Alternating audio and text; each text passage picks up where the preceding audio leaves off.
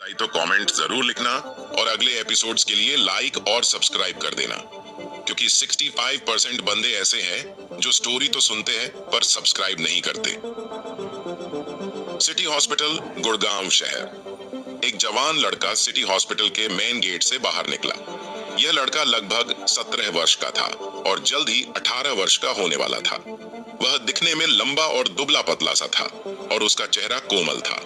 हालांकि उसके लंबे उलझे बाल, झुर्रियों वाली सफेद बटन डाउन शर्ट और फीकी जीन्स से वह पुराने जमाने का और यहाँ तक कि गरीब भी दिखाई दे रहा था। उसके जूते बुरी तरह से खराब हो गए थे, उनमें से एक की एड़ी टूटी हुई थी।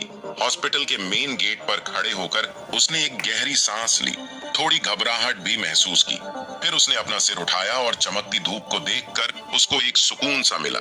वह पहली बार शहर की इस हॉस्पिटल में आधे महीने पहले आया था। उसको यह आधा महीना अपनी आधी जिंदगी काटने के बराबर लगा था। इस लड़के का नाम विजय था, जो नूह जिले के नगीना गांव में रहता था। आधे महीने पहले उसने सड़क पर किसी अजनबी के लिए स्टैंड लिया था, मगर बदकिस्मती के चलते उसे ही बुरी तरह से पीट दिया गया था और यहाँ तक कि उन लोगों ने तो उसे चाकू भी मार दिया था। इसके बाद उसे गुड़गांव सिटी हॉस्पिटल एडमिट करा दिया गया। सबसे निराशाजनक बात तो यह थी कि जिस अजनबी को उसने बचाया था वह बिना किसी को कुछ बताए वहां से गायब हो गया, जिस वजह से उनमें से कोई भी अपराधी पकड़ा नहीं गया। इसलिए कोई भी इस बात की गवाही नहीं दे सका कि वह एक अच्छा आदमी था। मामला ठंडे बस्ते में पड़ गया और उसे ही अपने इलाज की महंगी फीस चुकानी पड़ी। विजय अमीर व्यक्ति नहीं था। उसने छोटी उम्र में ही अपनी मां को खो दिया था।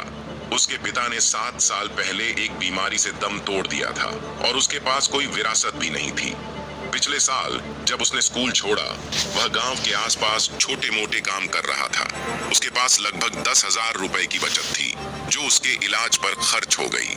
विजय के लिए यह बहुत निराशाजनक बात थी।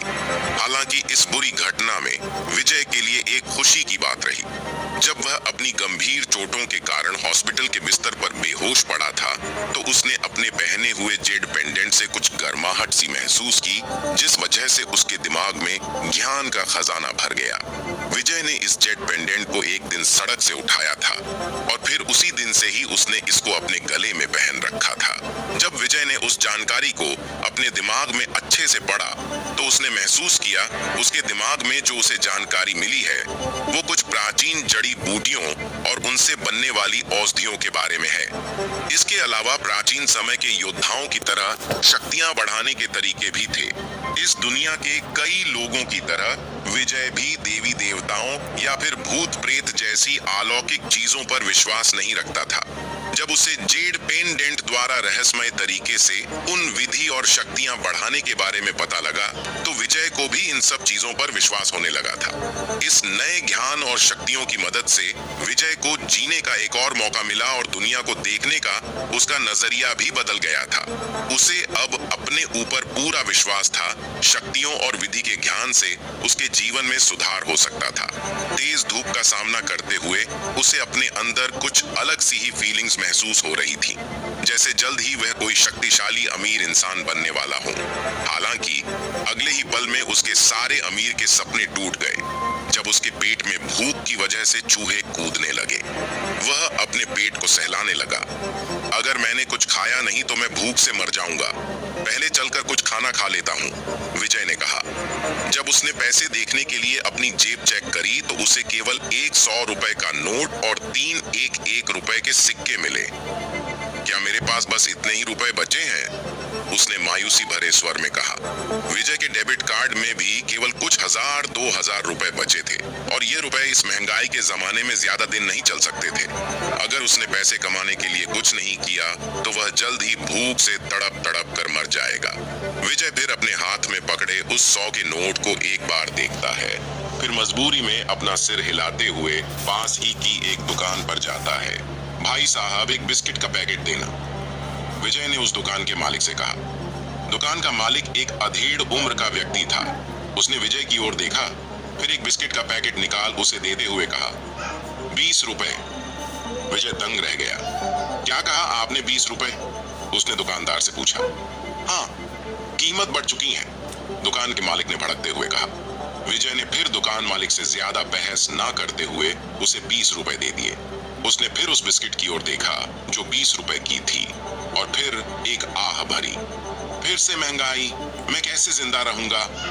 कुछ पैसा कमाना होगा और अपनी जिंदगी को सुधारना पड़ेगा। हॉस्पिटल में एडमिट होने से पहले वह एक डिलीवरी बॉय थे। उसने फिर सोचा, क्या हॉस्पिटल में आधा महीना रुकने पर मेरी नौकरी बची होगी या फिर नहीं?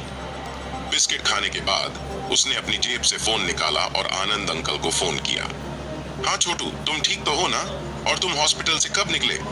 फोन के दूसरे छोर से एक तेज आवाज सुनाई दी। हाँ अंकल जी, मैं ठीक हूँ, आप मेरी फिक्र मत करो, विजय ने आनंद अंकल से कहा।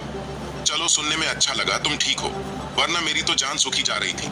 पता नहीं तुम्हारी हालत कैसी होगी। और हाँ बेटा, तुम परेशान मत होना, मैंने तुम्हारी नौकरी बचा कर रखी है। कोई जल्दबाजी नहीं, तुम अभी 1-2 दिन और छुट्टी पर रहना। काम पर आने से पहले कुछ और दिन आराम कर लेना, आनंद जी ने विजय को समझाते हुए कहा। आनंद अंकल की बातें सुन विजय ने एक तसल्ली भरी सांस ली और उनको अपने दिल से शुक्रिया कहा। आनंद अंकल एक भले और ईमानदार आदमी थे। उन्होंने हमेशा ही विजय का अच्छे से ख्याल रखा था।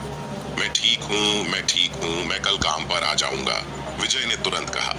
बेटा एक बार अच्छे से सोच लेना, जैसा तुम्हारा मन करे वैसा करना, तुम्हें ज्यादा परेशान होने की कोई जरूरत नहीं। चलो ठीक है बेटा, फिर कल मिलते हैं। इतना कहने के बाद आनंद अंकल फोन काट देते हैं।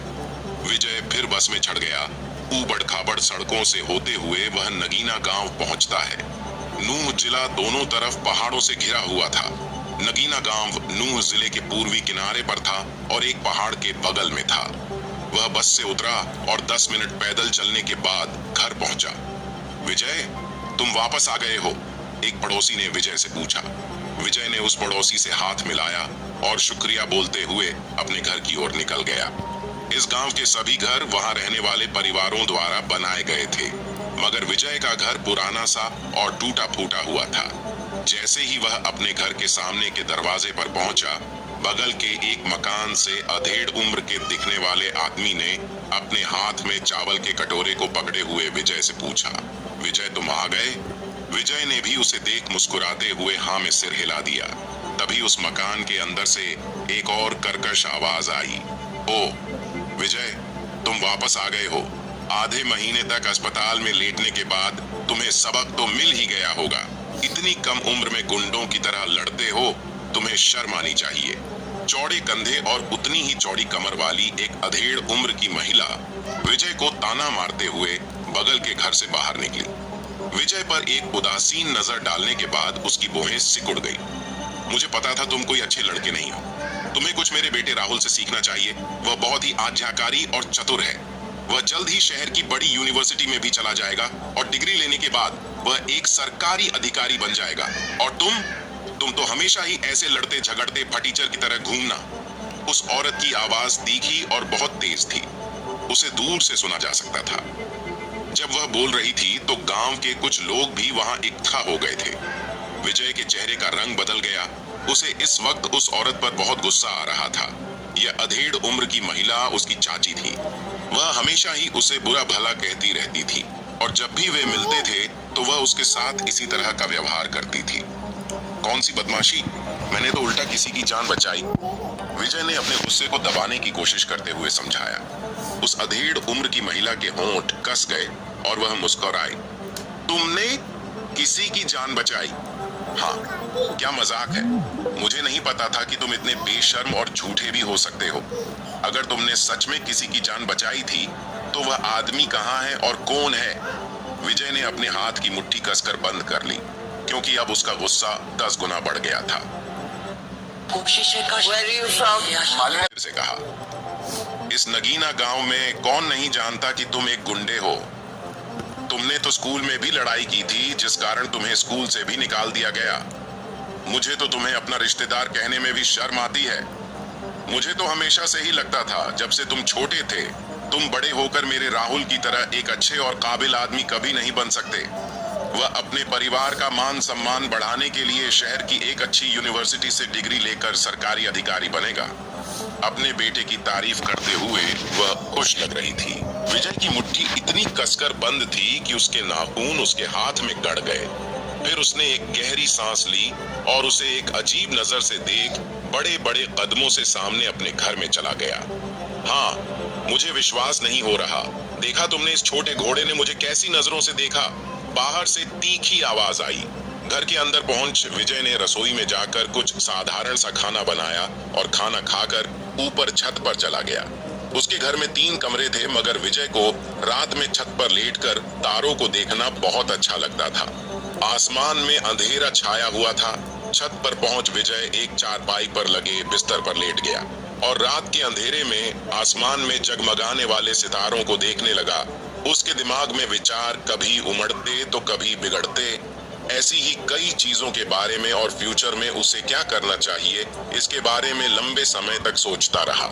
जल्द ही उसे नींद आ गई और वह सो गया। विजय फिर सुबह जल्दी ही उठ जाता है और नहा धोकर शहर जाने के लिए तैयार होने लगता है, क्योंकि उसे फिर से अपनी नौकरी पर जाना था। नहाने के बाद विजय कुछ हल्का फुल्का सा खाकर शहर की ओर निकल जाता है। लगभग 10 बजे तक वह शहर पहुंच जाता है। आखिर विजय के उस जेड पेंडेंट का राज किया है और वो कहां से आया है? क्या विजय उस जेड पेंडेंट से मिले ज्ञान और शक्तियों से अपनी जिंदगी सुधार पाएगा, या फिर अभी भी वो इसी तरह एक आम सी जिंदगी जीता रहेगा? और क्यों विजय की चाची उससे नफरत करती है? आखिर क्या होगा इस कहानी का अगला पड़ाव? जानने के लिए बने रहे हमारी कहानी